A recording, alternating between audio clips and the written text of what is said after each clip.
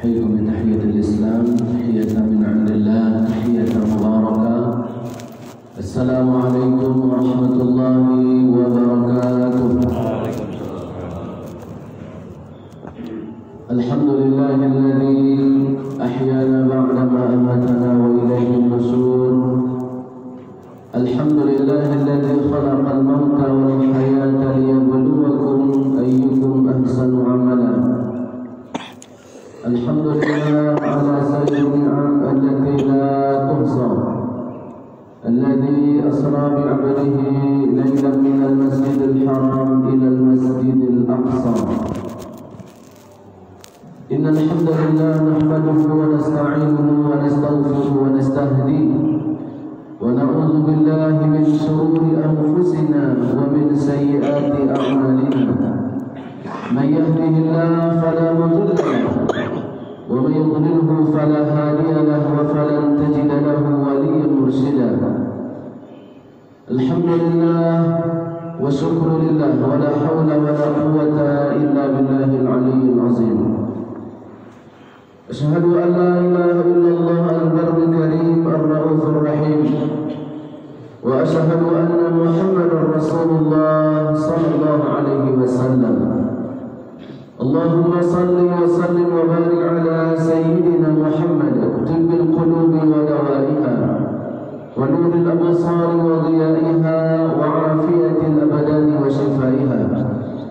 اللهم صل وسلم وبارك على سيدنا محمد في الأولين والآخرين، وفي النبيين والمرسلين، وفي كل وقت وحين، وفي الملأ الأعلى إلى يوم الدين. هو الذي أدى الأمانة وبلغ الرسالة ونصح للأمة، فكشف الله به الأمة، وتركنا على المهجة البيضاء، على الطريقة الواضحة الغراء، ليلها كنهارها لا يزيغ عنها إلا هالك. أما بعد، فيا عباد الله أوصيكم ونفسي بتقوى الله، فقد فاز المتقون، فقد فاز من اتقى، وقد خاب من ترك التقى. kaum muslimin, kaum mukminin, al-muslimat, al-mu'minat, jemaah salat subuh yang dimuliakan Allah Subhanahu wa taala. Pada kesempatan subuh yang berbahagia ini, sebagaimana ayat yang dibaca oleh imam kita, inna Qur'an al-fajr kana mashhuda. Sesungguhnya salat subuh, dalam tafsirnya juga bacaan Quran di salat subuh itu, kita yang sedang salat disaksikan, dipersaksikan oleh malaikat. Dan malaikat malam, ketika subuh datanglah malaikat siang, malaikat malam akan melapor kepada Allah Subhanahu wa taala, kaifa taraktum ibadi, bagaimana kalian tinggalkan hamba-Ku? Maka malaikat menjawab, atainahum wa hum yusallun, kami datang mereka salat ya Allah, dan kami pun pergi juga mereka telah selesai melaksanakan salat. Semoga senantiasa pelaporan kita dilaporkan oleh malaikat kepada Allah Subhanahu wa taala berisikan pelaporan yang baik, keterangan yang mulia dari malaikat yang mulia. Amin ya Allah ya rabbal alamin. Selanjutnya kita bertakwa kepada Allah, bersyukur kepada Allah, dan bersalawat kepada Rasulullah sallallahu alaihi wasallam. Bapak dan Ibu yang Allah muliakan, pada subuh yang berbahagia ini kita akan membahas tentang bahwasanya Al-Quran merupakan sesuatu yang hak, beritanya benar. Quran menyampaikan kisah-kisah terdahulu. Allah sampaikan ke Nabi Muhammad sallallahu alaihi wasallam, walaupun Nabi tidak hadir di zaman itu, namun Allah turunkan firman-Nya ke Nabi Muhammad lewat perantara malaikat Jibril. Ada kejadian di masa lampau sebagai pelajaran kepada orang-orang yang datang, baik di zaman Nabi Muhammad ketika sahabat masih ada dengan Nabi, maupun generasi setelahnya, tabi'in, atba' tabi'in, begitu pula kita yang hadir di akhir-akhir zaman ini. Bapak dan Ibu yang dimuliakan Allah Subhanahu wa taala. Ada dua surat yang di situ menggambarkan kisah bagaimana dahulu nenek moyang Yahudi. Kita menyebutnya Yahudi karena memang Nabi Muhammad sallallahu alaihi wasallam di antara bukti bahawa beliau adalah seorang nabi, beliau memiliki nubuat. Nabi Muhammad itu menyampaikan sesuatu nanti yang kelak terjadi, atau kejadian yang akan terjadi di masanya atau di masa sahabat atau generasi setelah itu.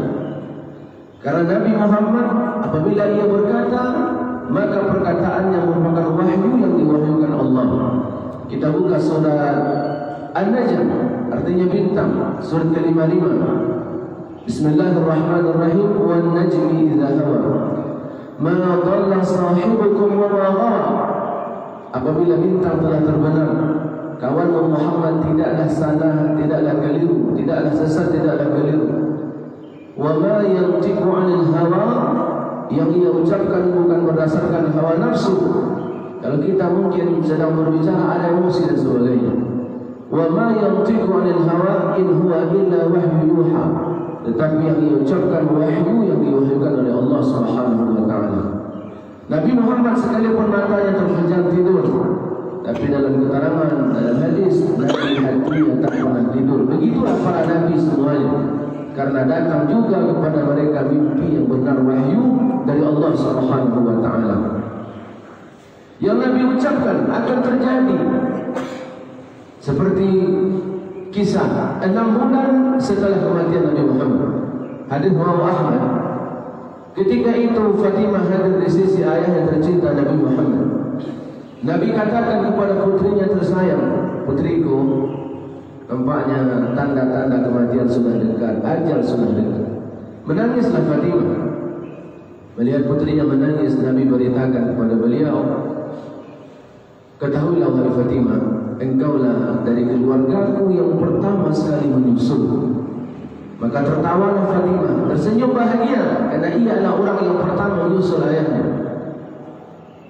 6 bulan setelah kematian Nabi Muhammad, maka Fatimah pun meninggal. Fatimah istri daripada Ali bin Abi Thalib, ibu tersayang daripada Hasan dan Husain. Berarti Nabi tahu. Apakah Nabi tahu yang gaib? Tidak. Nabi tak pernah tahu yang gaib kecuali ambang berita wahyu yang disampaikan oleh Allah melalui perantaraan malaikat Jibril alaihissalam. Kemudian Nabi Muhammad juga pernah bersabda, dan ini menjadi motivasi setiap penguasa yang berkuasa sejak zamannya Bani Umayyah, Bani Abbasiyah, Umayyah II Al-Rusyah dan Turki Utsmani. Karena Nabi bersabda, la tuftahanna al-Qustantiniyah fa ni'mal amir amiru wa ni'mal jazza likal jaysh atau kama qala Nabi. Kalian kata Nabi pastikanlah akan menaklukkan kota itu sangat kuat, kota itu sangat lengkap persenjataan para pasukannya, kota itu sangat canggih, mustahil ditaklukkan. Kota Konstantinopel, Istanbul Turki sekarang. Tapi Nabi mengatakan kalian nanti kelak pasti dengan izin Allah akan menaklukkan kota itu. Panglimanya panglima terbaik, pasukannya pasukan terbaik. Maka dikirimlah pasukan. Sejak zamannya Bani Umayyah masih gagal. Yang Allah nilai bukan gagalnya, tetapi usaha. Sama dengan Nabi Nuh, dia berdakwah siang malam 950 tahun berdakwah. Ini da'utu qaumi lailan wa nahara. Apakah dia gagal karena yang beriman hanya lebih kurang 80 sampai 100? Tidak gagal. Apakah umat Islam di dunia ini gagal mendoakan Palestina? Tidak. Yang dinilai usaha kita di posisi yang mana? Adanya kita, tidak adanya kita berdoa, yang namanya Palestina nanti akan pasti Allah tolong. Nanti hadis yang disampaikan. Kata Nabi, kalian nanti pasti menaklukkan kota itu. Berulang kali pasukan dikirim tapi gagal. Tak bisa mengalahkan pasukan daripada kota yang besar dan megah itu. Berulang kali Sampai sahabat Abu Ayyub dikuburkan di luar pagar istana kota itu. Padahal umurnya sudah tua, tapi ia mengatakan, kalau pasukan pergi berjuang, izinkan aku pergi. Aku ingin juga mengamalkan hadis Nabi Muhammad. Itulah tentara terbaik bersama panglima terbaik. Sampailah puncaknya kapan? Jangan lupa masanya ratusan tahun setelah itu, di masa Muhammad Al-Fatih, dikirimnya pasukan terbaik. Dia ikut sebagai panglimanya, ditaklukkanlah kota itu. Untuk menaklukkan kota itu lewat laut tak bisa, lewat darat pun tak bisa. Apa yang terjadi? Dengan izin Allah Subhanahu wa taala, dengan nasihat gurunya Syekh Samsuddin, maka lebih kurang puluhan kapal terpaksa dinaikkan ke atas bukit. Bukit itu dinaikkan, dilapisi ada minyak atau lemak daripada hewan atau ikan. Dinaikkanlah kapal-kapal besar itu, ditarik mendaki bukit. Terkejutlah orang pasukan daripada kota itu, dan kota itu bisa ditaklukkan. Terbuktilah hadis Nabi SAW. Begitu pula kisah yang ketiga, walaupun hingga sekarang belum terbukti, tapi kita yakin apa yang Nabi katakan itu pasti akan terbukti. Rasulullah bersabda dalam hadis rawahu Bukhari dan Muslim, ini hadis yang paling sahih tentunya. Nabi Muhammad bersabda, la taqumu as-sa'ah hatta yuqatilu muslimun al-yahud. Tidak akan terjadi hari kiamat itu sampai nanti orang beriman, orang Islam berperang melawan orang Yahudi. Wa yaqtuluhum, akan terjadi perang besar. Ini hadis sahih Bukhari Muslim. Akan terjadi nanti. Kapankah itu Allah alam? Kemudian wa yakhtabi al-yahud wara al-hajar wasyajar. Yahudi sifatnya penakut, maka mereka bersembunyi di balik batu dan pohon. Ketika itulah fayaqulul hajar wasyajar, batu dan pohon itu diizinkan Allah berbicara. Sampai detik ini belum ada berita. Yang ada itu beritanya baru jenazah para syuhada itu sangat berbau harum. Itu banyak berita. Sampai sekarang belum ada batu dan pohon yang berbicara. Tapi nanti ada masanya kelak. Kapankah itu Allah alam? Akan berbicara batu dan pohon. Ya Muslim, wahai orang Islam, ya Abdullah, wahai hamba Allah, hadza Yahud khalfi, ini Yahudi di belakangmu, faqtulhu, bunuh dia. Illa al-gharqad, kecuali pohon gharqad, fa innaha min syajaril yahud, karena pohon itu pohonnya Yahudi. Saya baca berita terakhir, lebih kurang 220 juta pohon gharqad telah mereka tanam. Yang ditanamnya bukan di tanah mereka, karena itu bukan tanah Israel. Awalnya mereka hanya pengungsi karena mereka dibantai oleh Nazi Jerman, oleh penguasa Inggris, diletakkan mereka di Palestina. Tetapi jadi negara tahun 1948 menjajah dan menjajah, sehingga peta Palestina, negara itu, tanah itu milik kita telah sedikit. Bapak Ibu yang berbahagia, Nabi Muhammad perkataannya benar. Pastikanlah negeri ini akan ada batu yang berbicara, pohon yang berbicara dengan izin Allah Subhanahu wa taala. Di antara hal yang akan kami sampaikan, ketika Nabi Muhammad 114 surat yang turun dari Nabi Muhammad, 86 di periode Mekah, 28 di periode Madinah, Quran turun ke Nabi. Di antara ayat yang turun adalah berita yang Allah sampaikan ke Nabi Muhammad, pelajaran kepada umat Islam yang ada di masa itu dan kita. Firman Allah Subhanahu wa taala, a'udzu billahi minasyaitonir rajim, bismillahirrahmanirrahim. Wa laqad 'alimtum alladhina i'tadaw minkum fis sabti fa qulna lahum kunu qiradatan khasi'in. Sungguh kalian, kata Allah, telah mengetahui dengan izin Allah Subhanahu wa taala tentang kisah orang-orang yang melanggar pada hari Sabtu. Di surah Al-A'raf ayat 163 juga disebutkan, was'alhum 'anil qaryati allati kanat hadiratal bahr. Tanyakan kepada mereka, siapa mereka ini? Datuk-datuk Yahudi, nenek moyang Yahudi. Ketika mereka taat, Allah tak panggil mereka Yahudi. Kalau mereka sudah ingkar, Allah panggil mereka Yahudi. Dalam hadis tadi, Allah menyampaikan di ayat tentang kisah datuk mereka Yahudi yang dikutuk jadi monyet. Di hadis tadi, kata Nabi Muhammad, nanti batu dan pohon berbicara. Hadza Yahudiyun khalfi, ini Yahudi di belakangku. Batu dan pohon tidak mengatakan ini Bani Israel di belakangmu, tidak. Ternyata kami dengarkan dari seorang orang hebat di Mesir, seorang ulama yang menyampaikan, ternyata ketika Allah memanggil Bani Israel, ya Bani Israel, ya Bani Israel, itu ketika mereka masih taat kepada Allah. Anak cucu Nabi Yaqub, Ibrahim punya ayah namanya, para ulama tafsir, Azarka atau Terah, atau salah satu ini adalah gelarnya. Dia punya istri namanya Amilah. Maka lahirlah Ibrahim. Ibrahim menikah. Dia punya istri namanya Sarah. Kemudian namanya Hajar. Dari Hajar lahirlah Ismail. Dari Sarah lahirlah Ishak. Ishak punya istri namanya Ribka. Lalu lahirlah anak bernama Yakub. Dari istri Nabi Ishak namanya Ribka, lahirlah Yakub. Yakub menikah dengan istri 4. Yang pertama namanya Rachel atau Rahil. Yang kedua namanya Leah. Ada lagi namanya Zilpa. Ada lagi namanya Bilha. Dari 4 istri lahirlah 12 anak, termasuk Yusuf. Yusuf alaihissalam bin Yaqub alaihissalam bin Ishaq alaihissalam bin Ibrahim alaihissalam. Anak keturunan daripada Nabi Yaqub disebut dengan Bani Israel. Ketika ingkar, mereka disebut dengan Yahudi. Dan Allah mengatakan dalam firman-Nya, bagaimanakah kisahnya? Al-Baqarah 65, Allah mengatakan dalam firman-Nya, faqulna lahum, orang-orang yang melanggar pada hari Sabtu itu, kata Allah, kunu, jadikan kalian. Dalam pembahasan tentang masalah amal, perintah, tidak semua perintah itu wajib. Walaupun aslinya al-aslu bil amri lil wujub, perintah itu aslinya untuk wajib. Tapi di sini maknanya bukan wajib jadi wajib, tapi ini maknanya penghinaan.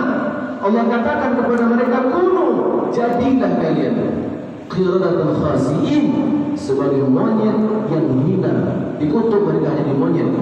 Allah larang. Jadi ketika Bani Israel, syariat ketika itu mereka tidak boleh bekerja, tidak boleh berburu pada hari Sabtu, fokus ibadah pada hari itu.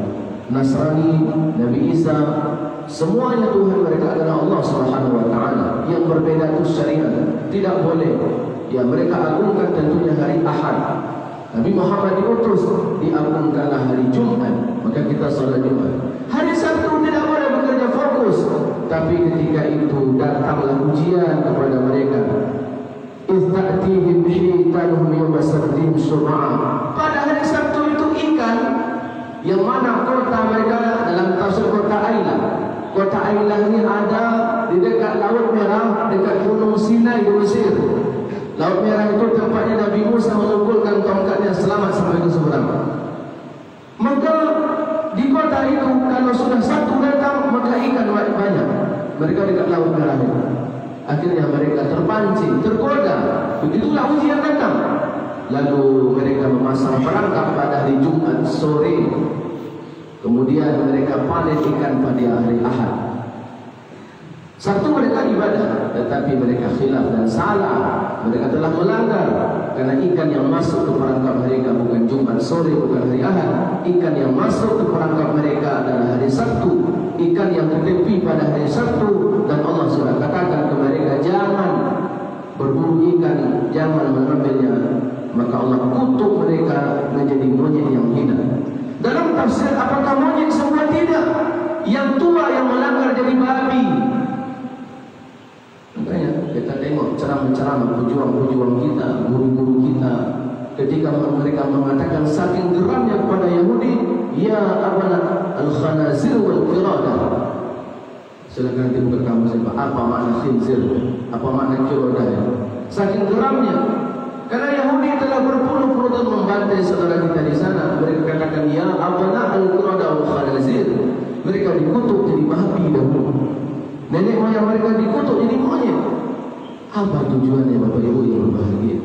Kata Allah Subhanahu wa taala di ayat-ayat kepada 65 dan 66, ayat 66 Allah mengatakan faj'alnaha nakala. Apa artinya? Faj'alnaha nakala. Ini kisah sebagai pelajaran, peringatan. sebagai peringatan lima baina yadaiha wa ma khalfaha. Bagi orang yang ada ketika itu, inilah akibat orang yang melanggar, yang durhaka kepada Allah. Jadi monyet mereka, jadi babi mereka. Dan sebagai pelajaran bagi orang yang datang setelahnya. Bapak Ibu yang berbahagia, Allah Maha berkuasa. Adapun kita tak mendoakan Palestina, pasti Palestina ditolong. Adapun kita tak ngirim donasi dan obat kah, makanan, minuman kepada mereka, Allah pasti tolong mereka. Dan ketika sudah datangnya masanya kelak di akhir zaman, kapankah itu Wallahu a'lam, ketika batu dan pohon berbicara, terjadilah perang besar. Ustaz Zulkifli Muhammad Ali mengatakan namanya perang Armageddon, Wallahu a'lam. Yang jelas Abdul Somad, mereka orang Yahudi membangun negeri agama berdasarkan mitos, karena dia tahu menerjemahkan buku sejarah agama Yahudi. Kami punya buku itu di rumah. Ternyata mereka itu sedang menunggu Mesias. Siapa namanya, Bu? Ada nama suaminya Mesias? Ada ya? Mereka Yahudi sampai sekarang sedang menunggu Mesias. Ternyata Mesias itu akan turun. Siapakah Mesias yang mereka tunggu-tunggu? Dajjal ternyata. Jadi mereka sedang menunggu Dajjal. Dalam hadis Nabi, ketika Dajjal sudah muncul, nanti pengikutnya yang terkenal itu dua. Pertama syaitan atau iblis atau jin yang kafir. Makanya Dajjal itu bisa pergi kemanapun. Dia punya tunggangan, jin yang menerbangkan dia. Yang kedua, siapa pasukannya? Pasukannya Yahudi Asbahan. Dalam hadis 70.000 Yahudi menjadi pasukan daripada Dajjal. Dajjal mereka tunggu, dan Dajjal ini tidak akan muncul dalam mitos Yahudi yang mereka sangat percaya kecuali 5. Saya sampaikan 2 saja waktu singkat. Yang pertama, kalau mereka sudah kembali ke Palestina, itulah alasan mereka kembali ke Palestina. Padahal negeri itu bukan milik mereka. Milik siapa, Ustaz? Kalau kita baca sejarah, milik Nabi Ibrahim AS, milik Nabi Ishaq, Nabi Yaqub. Negeri itu milik orang beriman. Aslinya orang beriman. Bani Israel itu beriman. Ketika mereka ingkar, berarti mereka anak durhaka. Itu dah istilahnya, Pak. Kalau kita baca, siapakah mereka? Itulah Yahudi. Mereka tak punya hak di sana. Ketika Raja Turki Utsmani Abdul Hamid Tsani ditawarkan kepada emas yang banyak, duit yang banyak, datang Theodor Herzl untuk membeli tanah Palestina, karena mereka sudah Zionis akan membangun negara di sana. Apa kata raja? Dia tak mau disogok. Kalau dia mau, sudah kaya dia, tapi dia tak mau. Ini tanah selagi aku hidup tidak akan aku jual kepada kalian. Ini tanah milik umat Islam. Kalau dia mau disebut kaya raya, Bapak Ibu yang berbahagia, emas dihidangkan kepadanya, uang dihadapkan kepadanya. Tidak, ini tanah bukan milikku, ini tanah punya umat Islam. Selama akan aku hidup, tidak akan aku pisahkan dia, tanah itu, dari umat Islam. Kecewa mereka. Ketika perang dunia telah jatuh, telah kalah, mereka barulah berusaha. Turki Utsmani hancur 1924, berusaha mereka membuat makar. Maka terjadilah apa yang terjadi. Inggris dan yang lain menempatkan Yahudi di Palestina. Bapak Ibu yang berbahagia, pasti mereka ditolong oleh Allah Subhanahu wa taala. Oleh karena itu, mari kita berusaha bertakwa kepada Allah Subhanahu wa taala. Kita selamatkan negeri kita, anak-anak kita dari godaan syaitan yang terkutuk dan fitnah Dajjal. Itulah sebabnya kita membaca surah Al-Kahfi setiap Jumat, karena yang membacanya menghafal 10 ayat pertama dan 10 ayat terakhir sekurang-kurangnya, maka diselamatkan dari fitnah Dajjal. Semoga Allah menjaga kita semua. Kemudian di negeri kita, insyaallah semoga negeri ini diberkahi ketika penduduknya beriman dan bertakwa kepada Allah Subhanahu wa taala. Demikian saja. Ada 2 tadi kami lupa. Mesias Dajjal yang mereka tunggu akan turun. Yang pertama, ketika mereka sudah kembali ke Palestina, maka mereka seluruh dunia kembali ke Palestina. Yahudi ini rupanya, kalau bapaknya tidak Yahudi, kalau omaknya tidak Yahudi, mereka tak akui. Yang mereka akui itu kalau bapak ibunya Yahudi, itulah Yahudi yang sejati, kata mereka. Yang kedua, negeri ini sudah hijau, baru turun Mesias Dajjal ini. Makanya mereka tanam pohon warqa, 220 juta pokok warqa mereka tanam di tanah Palestina itu. Mungkin sebagai persiapan perang Allah untuk menunggu Mesias datang. Karena Dajjal tak akan muncul menurut versi mereka kecuali nanti kalau sudah bumi Palestina itu menghijau karena banyaknya pohon-pohon. Bapak Ibu yang berbahagia, semoga Allah lindungi kita semua, begitu pula umat Islam, orang-orang beriman yang berjuang di mana pun mereka berada, khususan fi ardi Filistin, khususan fi ardi Gaza. Allahumma ansurhum, semoga Allah menjaga dan menolong mereka. Semoga Allah turunkan para malaikat kepada mereka, menolong sebagaimana Allah turunkan malaikat yang turut berperang melawan pasukan kafir di perang Badar yang jumlah muslim ketika itu sangat sedikit. Subhanallahumma wa bihamdika, asyhadu an la ilaha illa anta, astaghfiruka wa atubu ilaik. Assalamualaikum warahmatullahi wabarakatuh.